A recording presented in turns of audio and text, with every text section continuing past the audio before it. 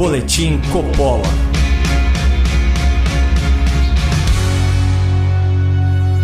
Sejam muito bem-vindos a mais um Boletim Coppola sobre as famigeradas pesquisas eleitorais. De acordo com o dicionário, fraude é qualquer ato ardiloso praticado com o intuito de ludibriar, de enganar alguém.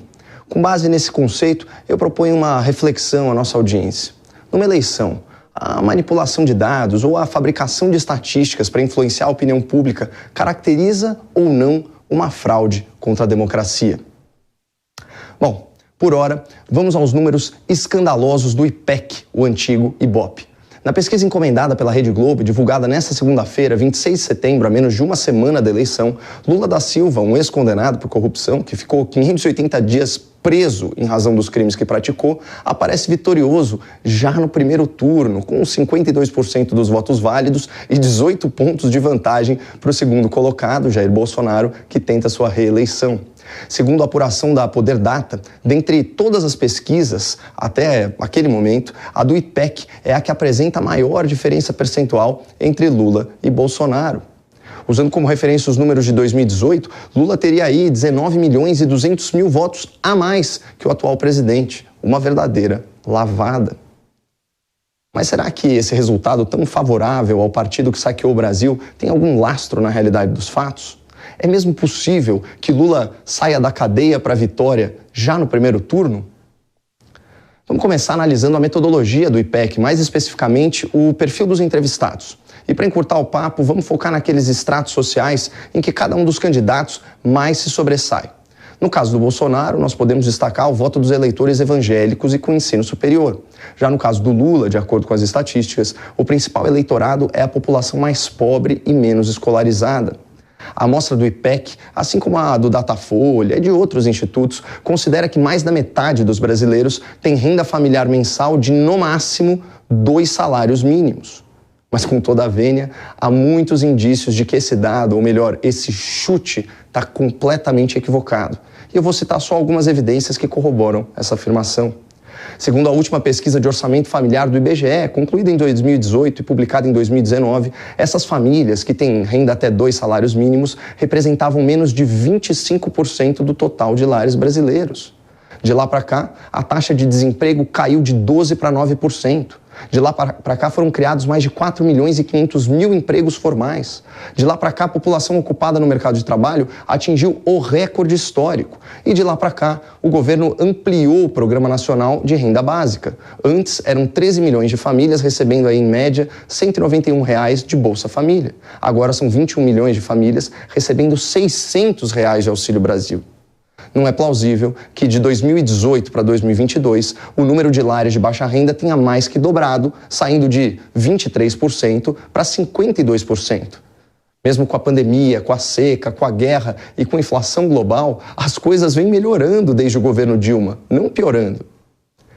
Portanto, esse grupo demográfico mais suscetível ao Lula, o eleitor de baixa renda, está sendo hiperrepresentado nas pesquisas, o que compromete o resultado dos levantamentos. Mas além de contabilizar votos que não existem a favor do PT, essa distorção estatística reduz a amostra da classe média, que é muito mais alinhada com o Bolsonaro. Aliás, agora é um ótimo momento para a gente lembrar o que a doutora Marilena Chaui, ideóloga do PT e mentora intelectual do Lula, pensa sobre a classe média brasileira. Reparem nesse discurso de ódio aplaudido aí às gargalhadas por Lula da Silva. É porque eu odeio a classe média. A classe média é o atraso de vida. A classe média é a estupidez. É o que tem de reacionário, conservador, ignorante, petulante, arrogante, terrorista. É uma coisa fora do comum a classe média. Fora do comum é ver alguém ser aplaudida por um ex-presidente da República depois de afirmar que odeia milhões de pessoas. Daí a gente percebe de onde vem a retórica agressiva e odiosa de Lula da Silva, um candidato que insinua que policial não é gente, que chama agricultores de reacionários fascistas, que acha que quem mora no interior é capial, bruto e ignorante, que diz que as famílias de classe média deveriam consumir e ostentar menos, e que classifica os valores conservadores da família como uma pauta atrasada. Mas calma que o showzinho da guru intelectual do Lula tá só começando. A classe média é uma abominação política, porque ela é fascista. Ela é uma abominação ética, porque ela é violenta. E ela é uma abominação cognitiva, porque ela é ignorante. Fim.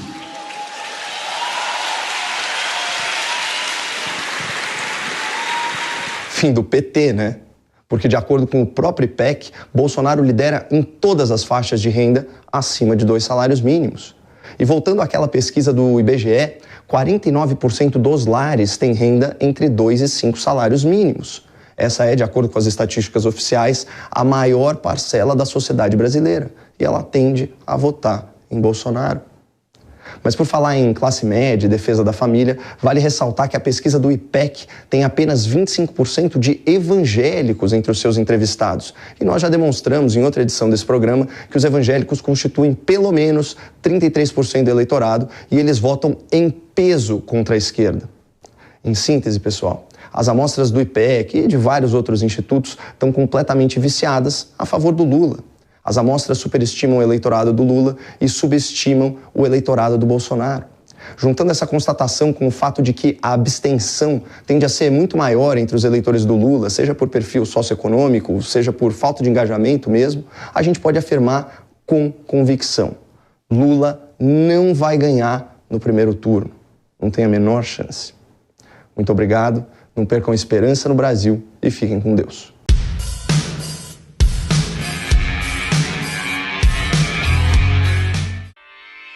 Realização Jovem Pan News.